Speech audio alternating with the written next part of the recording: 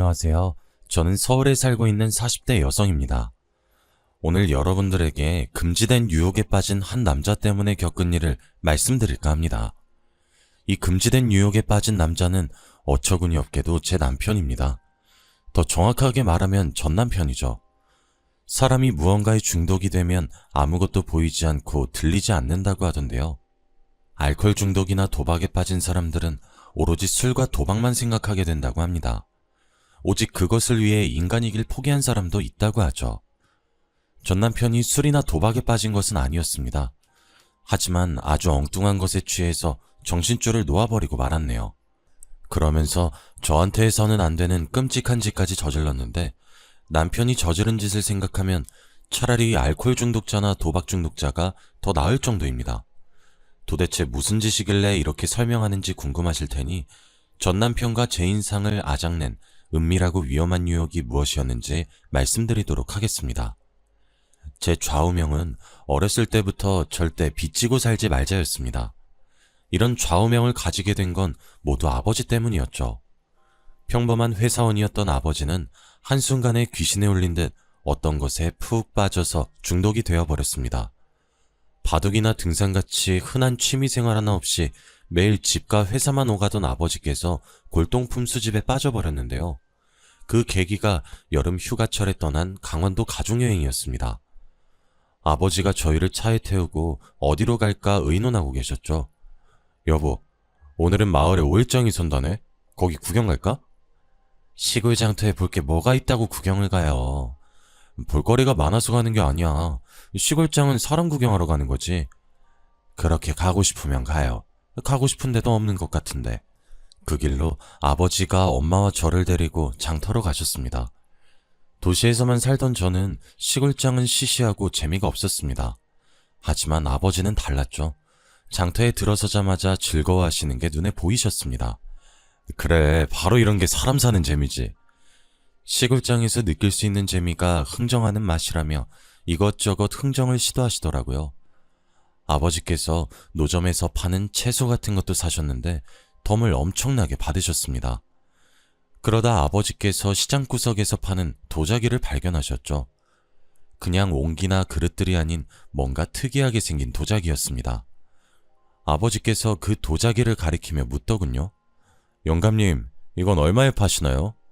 아버지가 묻자 할아버지는 의미를 알 수 없는 미소를 지으셨습니다. 이게 마음에 들어? 내가 싸게 해줄게. 이게 바로 선조 때부터 대대로 내려오는 거야. 아주 귀한 거라고. 귀한 건데 왜 싸게 파는 거지? 제가 의심을 하고 있는 사이 아버지께서 마음에 드는 도자기를 하나 고르셨어요. 그러니까 옆에서 엄마가 아버지를 말리시더라고요. 여보, 이런 건 뭐하러 사요? 화분으로도 못 쓰겠구만. 어허, 화분은 무슨? 그냥 장식용이지. 아버지는 진짜로 그 도자기를 거실 장식장에 놓아두었어요. 그런데 몇 달 후에 뜻밖의 일이 벌어졌습니다. 집에 놀러온 아버지 친구분이 거실에 있는 도자기를 보고 엄청나게 비싸 보인다며 감정을 받아보자고 하신 겁니다. 친구분도 골동품 수집을 취미로 하고 계셔서 상당한 안목을 가지고 계셨거든요. 그래서 아버지께서 깜짝 놀라 도자기를 꺼내서 자세히 보여주었습니다. 이게 얼마짜리 같아 보이는데? 그냥 시골 장터에서 10만원 주고 사온 거야. 이런 게 값 나갈 리가 없어. 아니야. 야, 내가 보기에 그것보다 훨씬 비싸 보여. 내가 잘 아는 골동품상 있으니까 한번 가보자. 어차피 밑져야 본전이잖아. 친구분의 말을 듣고 아버지가 신이 나서 도자기를 들고 가셨습니다. 저는 친구분이 잘못 본 거겠지 싶었는데 진짜로 그 도자기가 조선시대 전통 도자기가 맞다고 하더군요. 감정가는 무려 2천만 원이라고 했습니다. 아버지가 깜짝 놀라 이게 2천만 원이 맞냐고 되물으니 골동품상이 자기한테 팔라고 도자기를 탐냈죠. 네, 2천만 원 맞습니다. 제가 1,000만 원 더 쳐드릴 테니 저한테 넘기시죠. 다른 곳에선 2천만 원 이상 안 해줄 겁니다. 골동품상은 현금 3천만 원을 내놓으면서 도자기를 팔라고 했어요. 당연히 아버지는 이게 웬 횡재냐 싶어서 도자기를 넘겨주고 왔죠. 졸지에 횡재를 한 아버지가 그때부터 골동품에 눈이 멀기 시작했습니다. 직장까지 그만두고 골동품 수집 광이었던 친구분과 같이 전국을 누비고 다니게 되었죠. 그 당시 저는 고등학생이었습니다. 그렇게 어린 나이가 아니라서 아버지가 어떤 행동을 했는지 전부 다 기억하고 있었는데요. 날마다 아버지가 골동품을 잔뜩 사와서는 친구분과 진지하게 물건을 들여다보며 토론을 하고 있었습니다. 그래서인지 1년이 채 지나지 않아서 아버지가 가지고 오는 희한한 물건들이 집안을 가득 채우게 되었습니다. 골동품 때문에 엄마와 아버지가 싸우는 일이 빈번했죠. 여보, 이제 그만 좀 해. 이런 잡동사니들 사서 뭐 하려고 그래? 잡동사니가 아니라 보물이야. 곧 부자가 될 테니까 당신은 가만히 있어. 아유, 내가 못 살아 정말. 당신 없을 때 싹 다 버려버리던가 해야지. 말로만 버리겠다 잔소리하던 엄마가 참지 못하고 고물상을 불러버렸습니다.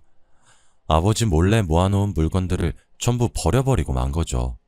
예상대로 아버지는 텅 빈 집안을 보자마자 소리를 지르며 난리를 피우셨습니다. 이 여편네가 미쳤나? 그게 어떤 물건인데 전부 버려? 그런데 손찌검까지 하실 줄은 몰랐죠. 아버지는 불같이 화를 내면서 엄마 뺨을 내리치셔서 깜짝 놀랐습니다. 그때 봤던 아버지 눈빛도 아직도 생생하게 기억이 납니다. 뭔가에 단단히 홀린 듯한 눈빛이었죠. 아버지는 엄마에게 사과도 하지 않고 그대로 고물상을 찾아가 물건들을 다시 가지고 오셨습니다. 미친 사람처럼 골동품에 집착하던 아버지는 골동품을 사칭한 사기도 여러 번 당하셨습니다. 시가로 5천만 원이 넘는데 소유자가 급한 사정이 있어서 싸게 판다는 말만 믿고 샀는데 알고 봤더니 정말 가치도 없고 쓸모없는 것들이었죠. 좋은 목적으로 취미를 즐긴 게 아니라 로또처럼 일확천금을 노렸던 아버지는 당연히 골동품에 대한 안목이나 지식이 있을 리가 없었습니다. 그러니 가진 재산은 점점 줄어들었고 빚은 점점 늘어만 갔습니다. 여보, 이제 그만해. 지연이도 대학교 들어갈 텐데 등록금은 어떻게 하려고 그래? 제발 정신 좀 차려. 엄마는 아버지에게 애원해보고 소리도 질러봤지만 아버지는 듣지 않으셨습니다. 돈이 없으면 대출받거나 지인들에게 돈을 빌려서라도 골동품들을 사 모으셨어요. 그래서 저도 대학 등록금이나 용돈은 제가 벌어야 했죠. 3년이나 더 지나자 아버지께서 모으신 골동품이 너무 많아져서 집에서 보관하기 어려워졌습니다. 그래서 창고를 빌려서 보관하게 되었는데요. 하지만 창고에 불이 나면서 아버지는 5년 넘게 모아놓은 것들이 한순간에 사라지고 말았습니다. 그날 이후로 아버지는 살아갈 희망을 잃어버리고 폐인처럼 집에만 틀어박혀 지내셨는데요. 엄마가 아버지를 강제로 데려가 정신과 상담도 받게 하고 입원 치료도 해봤지만 소용이 없었어요. 마음에 생긴 병은 몸에도 영향을 미쳐서 뇌졸중까지 찾아오게 되었습니다. 아버지는 끝내 그 병으로 3개월 만에 세상을 떠나시고 마셨죠. 아버지는 돌아가셨지만 빚은 대물림 되었습니다. 아버지가 돌아가신 뒤에야 저는 아버지가 엄마와 제 명의로 빌린 대출이 있다는 사실을 알게 되었죠. 저는 대학 졸업반이라 대기업을 목표로 그룹 스터디도 하고 있었습니다. 열심히 취업 준비를 하고 있었는데 이제는 그런 준비할 필요도 없겠더군요. 공부를 하다 집에 오니 엄마가 은행에서 날아온 서류를 펼쳐놓고 넋이 나간 듯이 멍한 표정으로 앉아 계셨습니다. 지연아, 어쩌면 좋니? 네가 전생에 네 아버지한테 죽을 죄를 지었나 보다. 그래서 내가 이렇게 고생하나 봐. 엄마가 미안하다. 엄마가 최대한 해결해 볼게. 엄마가 울면서 이야기하길래 은행에서 날아온 서류를 읽어보았습니다. 아버지께서 저랑 엄마 명의로 신용카드나 여러 가지 소액 대출을 받으셨더군요. 서류에 적혀있는 대로라면 당장 다음 달부터 100만 원에 가까운 돈을 갚아야 했습니다. 지금 대기업 취직 준비할 때가 아니었죠. 지금 당장이라도 들어갈 수 있는 회사를 찾기 시작했습니다. 월급이 얼마든 상관없었습니다. 다음 달부터 100만 원을 갚아야 했으니까요. 어디서든 일해야 했죠. 급하게 일을 구하다가 보험회사 콜센터 상담원으로 일하게 되었습니다. 제가 졸업반이라 다행이었어요. 취업증명서를 제출하니 수업에 빠져도 교수님께서 눈 감아주셨습니다. 그래, 요즘에 일자리도 없는데 찾아서 다행이다. 학점은 내가 알아서 해줄 테니까 졸업 논문만 제출하거라. 그래서 순식간에 대학생에서 벗어나 사회인으로 첫 발을 내딛게 되었죠. 아버지 빚을 갚느라 월급의 대부분은 속절없이 빠져나가 버렸습니다. 그 빚을 청산하는데 꼬박 3년이 걸렸네요. 3년 동안 일해본 결과 보험회사 콜센터 일은 정신적인 스트레스가 아주 심한 곳이었어요. 반말을 하거나 욕설을 내뱉는 일이 제일 많았습니다. 흔한 일은 아니었지만 목소리가 섹시하다고 하거나 따로 만나자며 성적인 농담 같은 거라는 고객들도 있었는데요. 거기에 실적에 대한 압박도 있어서 신체적, 정신적 병을 달고 살아야 했습니다. 상담원은 시간마다 할당된 코를 채워야 해서 휴식 시간 외에는 화장실도 마음대로 못 가는 상황이었어요. 어쩌다 배탈이 나서 급한 용무로 화장실을 갈 때에는 팀장의 눈총을 받아야 했죠. 스트레스가 심한 일이었지만 참고 견딜 수 있었던 건 단짝처럼 친하게 지냈던 언니들이 있었기 때문이에요. 처음 일을 시작할 때 고객 응대를 어떻게 할지 몰라 실수를 많이 했었거든요. 그럴 때마다 여자 팀장이 다가와 제게 폭언을 내뱉었습니다. 아까 이거 설명해주지 않았어? 넌 IQ가 2자리야? 몇 번을 말해도 매뉴얼 숙지를 못하고 버벅거려. 도대체 몇 번을 설명해줘야 해? 좋게 말해줄 수도 있는데 팀장은 인간적인 모멸감이 들 정도로 막말을 했어요. 한 번은 너무 자존심이 상해서 화장실에서 혼자 울고 있는데 언니들이 갑자기 들어오더라고요. 그래서 안 운 척 얼른 세면대 물을 틀어 세수를 했어요. 그랬더니 언니들이 저를 위로하는 거 있죠. 야, 울 거면 시원하게 울어. 눈치 보지 말고 울어버려야 속이 풀리더라. 팀장, 저것 원래 안 저랬는데 남편이 바람나서 이혼하더니 더 저러는 것 같아. 어리고 예쁜 네가 이해해줘라. 팀장 남편이 진짜로 바람 폈는지 모르겠지만 그 말을 듣는데 실소가 새어나오더라고요. 제가 웃음을 터뜨리니까 언니들이 울다가 웃으면 엉덩이에 뿔 난다며 장난을 걸어주셨어요. 그 후로 언니들이 제가 팀장에게 당할 때마다 여러모로 도와주었어요. 팀장 뒷담을 하며 친해지다 보니 저희들 셋은 정말 절친이 되었죠. 점심시간에 같이 밥을 먹거나 카페에 가서 놀고 오는 일도 잦았어요.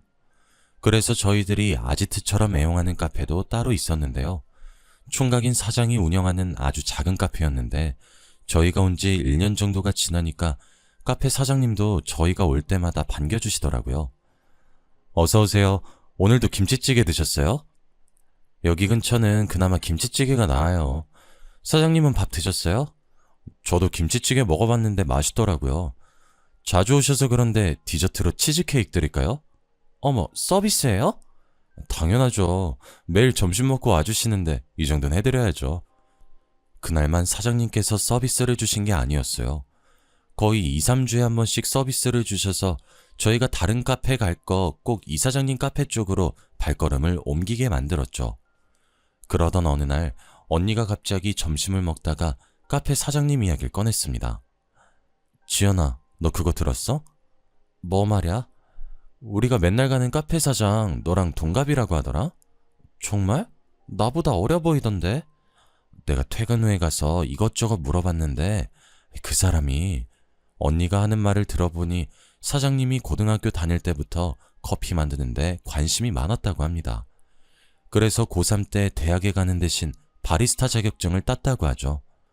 부모님을 설득해서 20살에 창업을 했다는 말을 듣고 기분이 우울해졌습니다.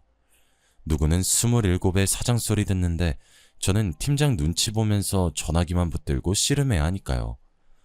하지만 제 아버지가 인생을 그렇게 사신 거 누굴 탓해야 할까요? 그저 하루하루 열심히 살면서 평소처럼 점심엔 김치찌개, 후식으로 커피를 마시러 갔죠. 카페 사장님도 저와 동갑이란 걸 알게 되었는지 저를 보고 아는 척을 했습니다. 안녕하세요, 지연씨.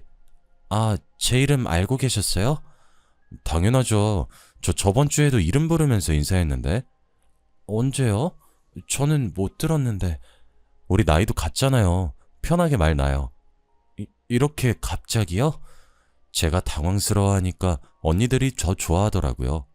둘이 뭐 하는 거냐고 호들갑을 떨길래 얼른 사무실로 돌아가자고 화제를 돌렸습니다.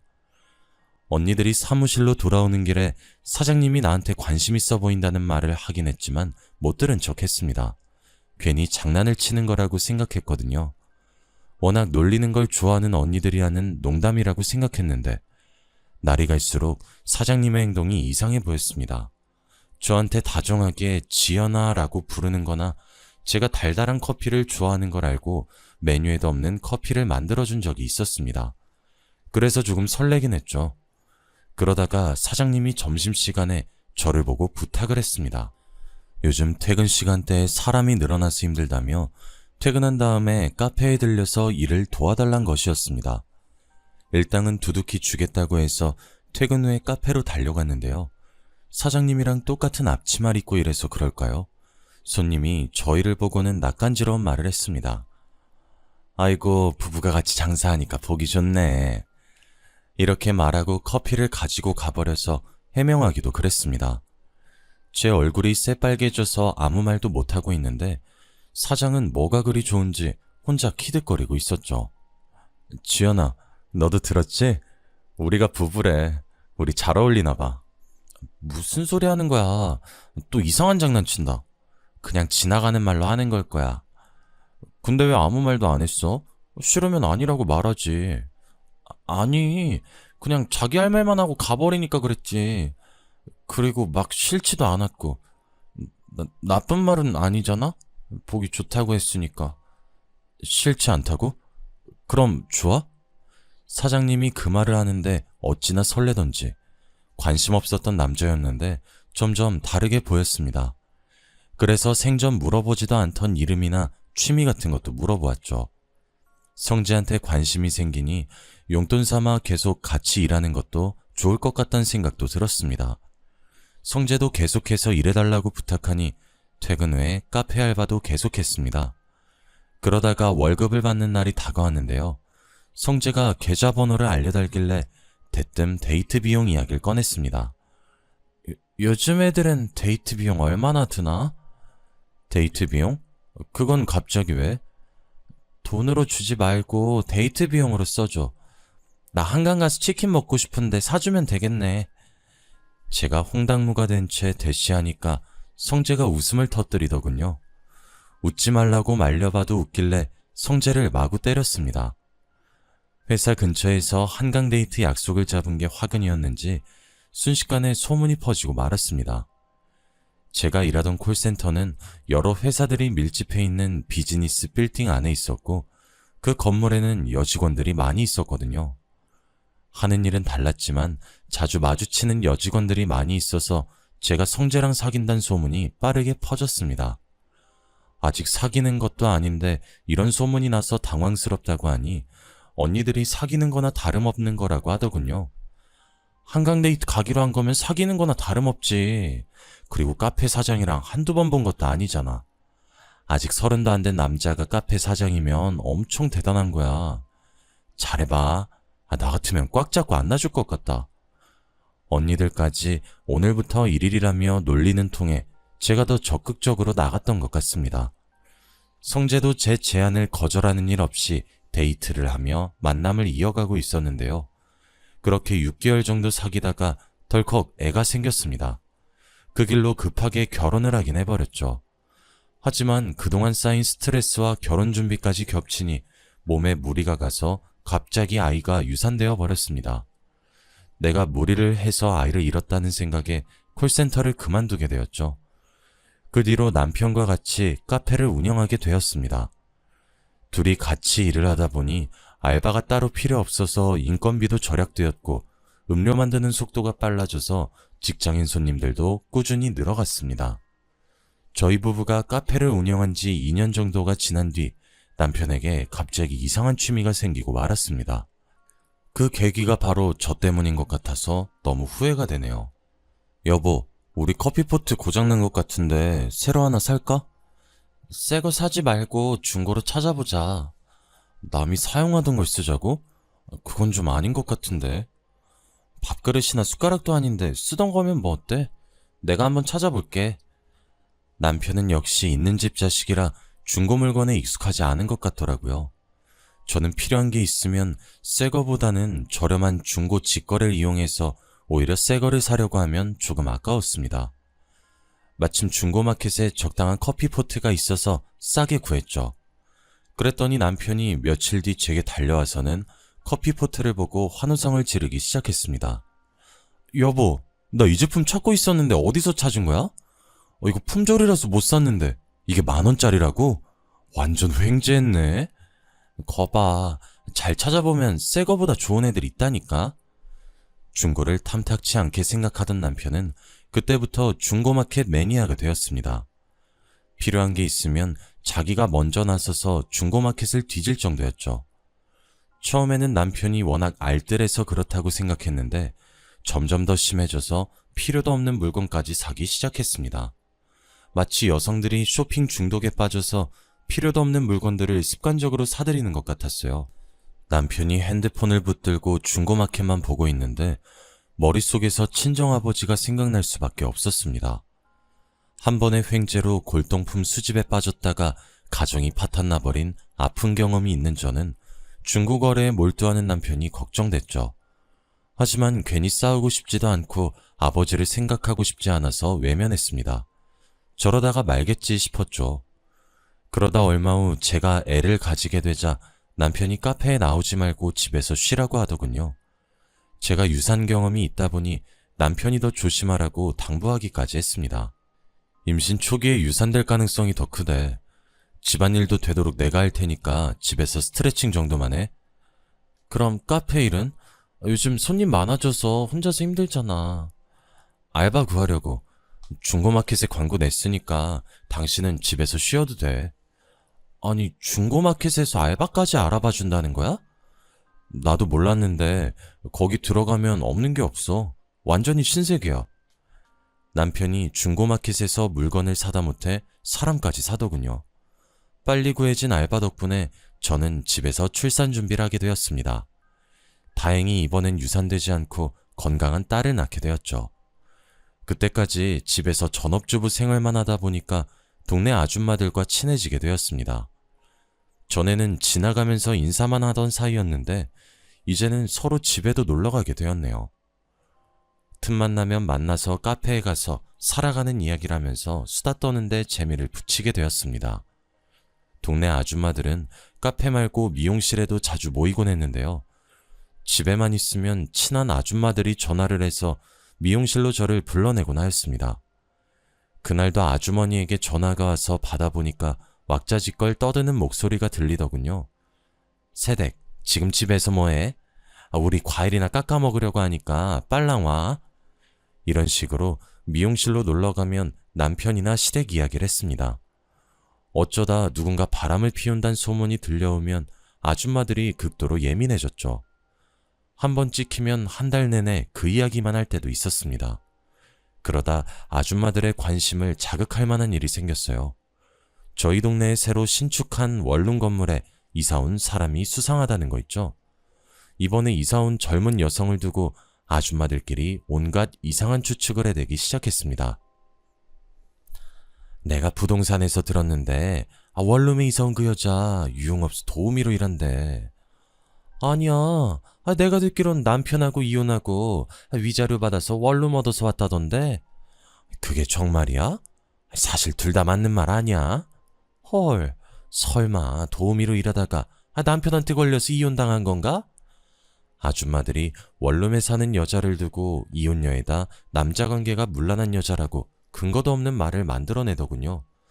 저는 그런 말을 잠자코 듣고만 있었지 어떠한 첨언도 하지 않았습니다. 그리고 얼마 지나지 않아서 남편의 수상한 밤나들이가 시작되었어요. 남편이 중고거래를 한다면서 꼭 밤 12시 넘어서 밖을 나가는 것이었습니다. 제가 왜 이 시간에 나가냐고 물어보면 남편이 귀찮다는 듯 둘러대다가 휙 나가버렸습니다.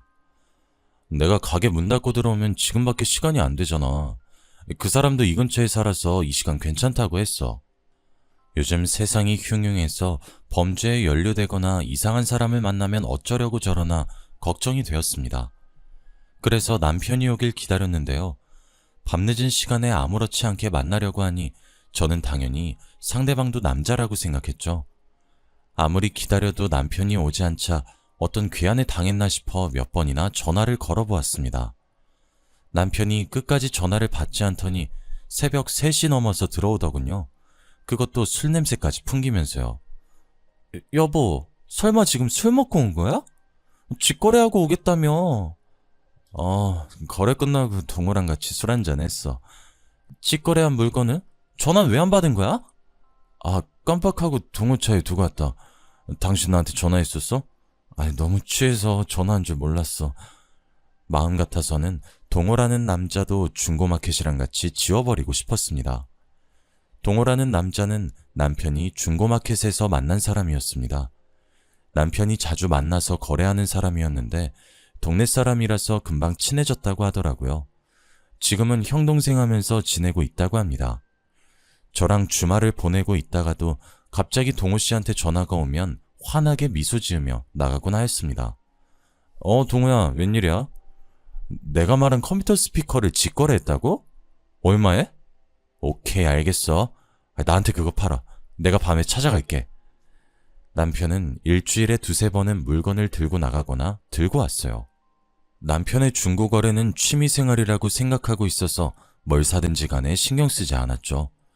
적어도 아버지처럼 쌓아두지 않고 팔았으니까요. 가끔 그 돈으로 맛있는 걸 사주고 저한테 준 적이 있어서 오히려 좋았습니다.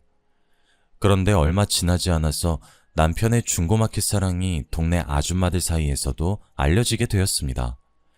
제가 오랜만에 미용실에 들려서 수다를 떨려고 하니 아주머니께서 이상한 말씀을 하시더라고요. 어제 보니까 새댁 남편이 웬 남자랑 같이 있던데? 친구야? 새벽에 보셨죠? 아마 직거래하고 있었을 거예요. 손에 뭐 들고 있긴 했는데 직거래하는 것 같진 않던데? 네? 그게 무슨 말씀이세요?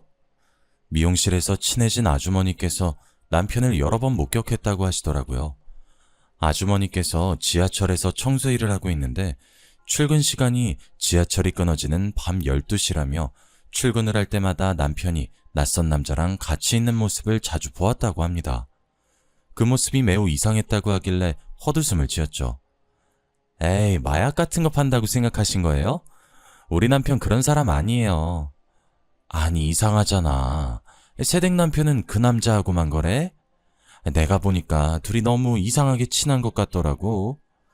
아줌마는 분명 둘이 남자 사이인데 한 몸처럼 딱 붙어 있었다고 하더라고요. 그래서 저는 아주머니께 잘못 보신 것 같다고 어색하게 웃으면서 넘기고 말았습니다. 괜히 헛소문이 날까봐 얼른 화제를 넘긴 것도 있었습니다. 소문이 진짜면 어쩌지 하는 생각을 하루에 수도 없이 고민하던 때였습니다.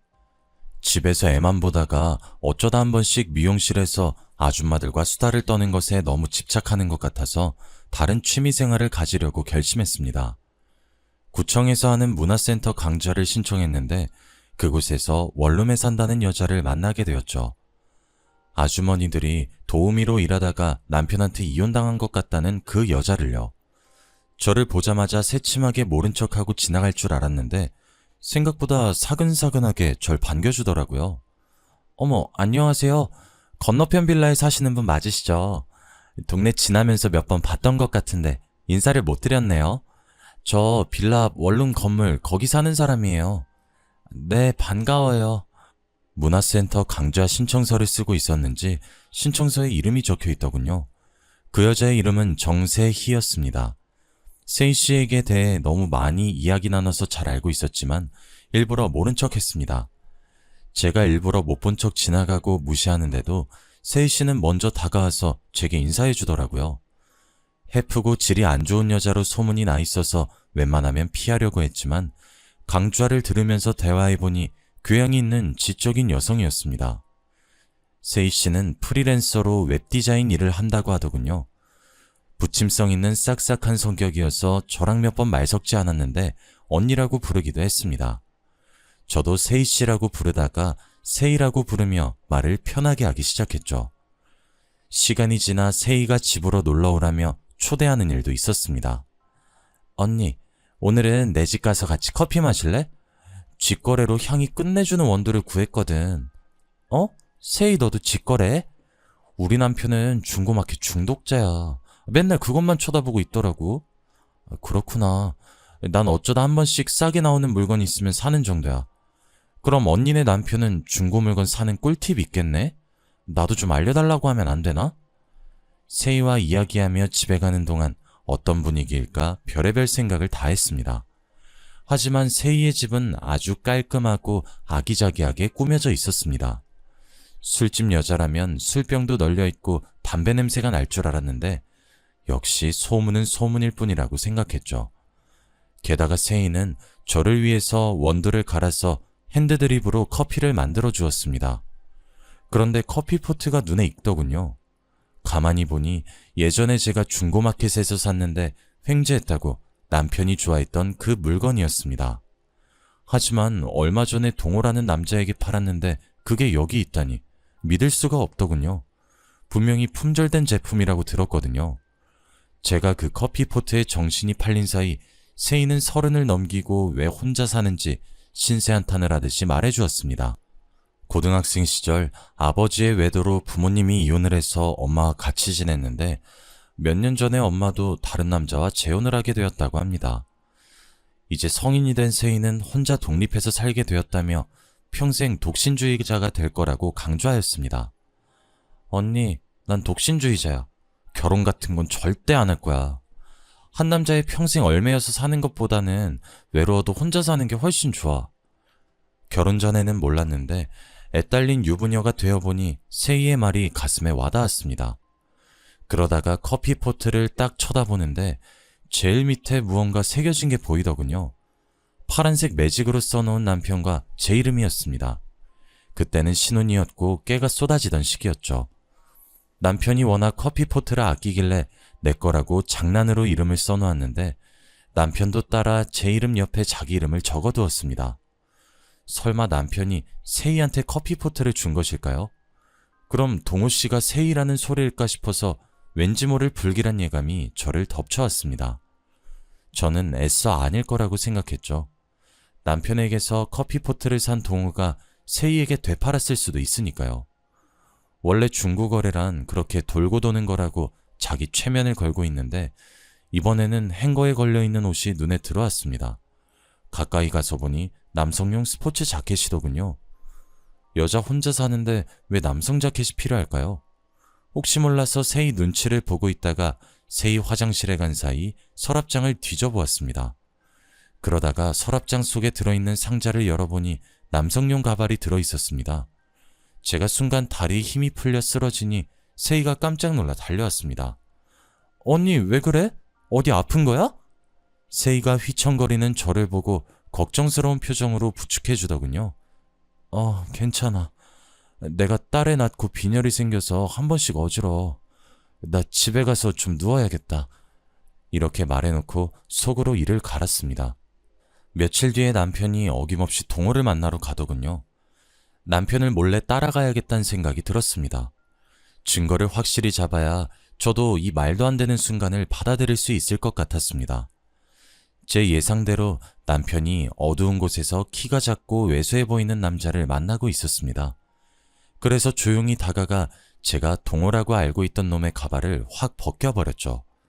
역시나 세희가 저를 보고 놀라서는 눈을 동그랗게 뜨고 있었습니다.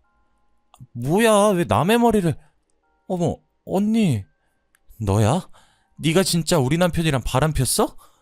아니야, 난 진짜 중고거래하려고 나왔는데... 중고거래하려고 나왔는데 남장은 왜 하고 나온 거니? 왜, 내가 알아볼까봐?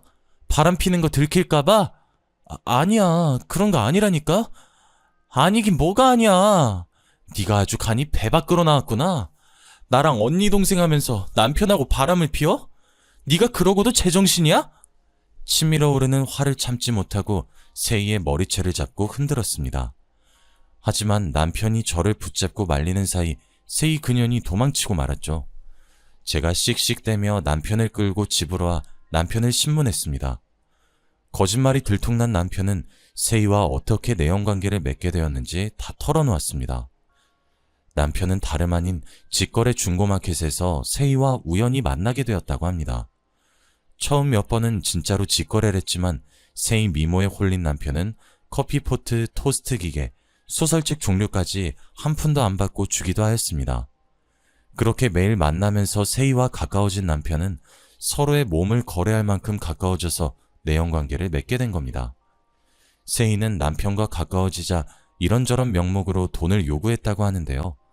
남편은 저 몰래 대출까지 받아서 세희에게 돈을 바치고 있었습니다. 세희가 사는 원룸도 남편이 대출받아서 구해준 거라고 하네요. 그리고 저한테 걸릴까봐 가발까지 써서 남자인 척 한 것이었습니다. 세희에게는 남편 말고도 비슷한 수법으로 돈을 갈취해온 내연남이 2명 더 있었습니다. 미모로 유부남들을 홀려먹고 돈을 빼먹는 기생충 같은 년이었죠. 제가 그 이야기를 다 듣고 이혼 이야기를 꺼내니 남편이 무릎을 꿇었습니다. 여보, 잘못했어. 입이 10개라도 할 말 없지만 제발 한 번만 용서해줘. 지금 그걸 말이라고 해? 도대체 나를 몇 년 동안 속인 거야? 너무 억울하고 분해서 이혼으로 못 끝내. 당신이 나 가지고 논 대가 확실히 치르게 해줄 테니까 기다리고 있으라고. 저는 남편과 갈라선으로 이혼 소송을 하였고 내연녀에게는 상간녀 소송을 하였습니다. 그동안 남편에게서 빼간 돈을 전부 돌려받게 된 셈이죠. 게다가 세희는 동네에서 얼굴도 못 들고 다닐 정도로 아주머니들이 마주칠 때마다 앞담을 해댔다고 합니다. 아주머니 말로는 세희 그년이 이사를 간 것 같다고 하더군요. 저희 아버지도 그렇고 전 남편도 그렇고 빠져서는 안 되는 위험한 유혹에 빠져서 인생을 망친 것 같습니다. 아버지께서 골동품을 사랑하게 된 것만으로 저희 가족 인생을 망쳤는데 다른 여자를 사랑하게 되었다뇨. 어떤 이유든 간에 절대 빠져서는 안 되는 위험한 유혹은 바로 불륜인 것 같습니다. 그것은 수십 년이 지나도 절대 용서하지 못할 것 같거든요. 세희 그년 말대로 인생은 독신주의자가 제일인가 봅니다. 이제는 누구 하나 믿을 수가 없어서 제가 겪었던 일을 속 시원하게 이야기하지 못하고 있네요. 그래서 이렇게나마 사연을 보내 제 한을 풀어보려고 합니다. 길고 보잘것없는 저의 한을 처음부터 끝까지 읽어주셔서 감사합니다. 여러분들은 부디 좋은 일만 있길 바랄게요.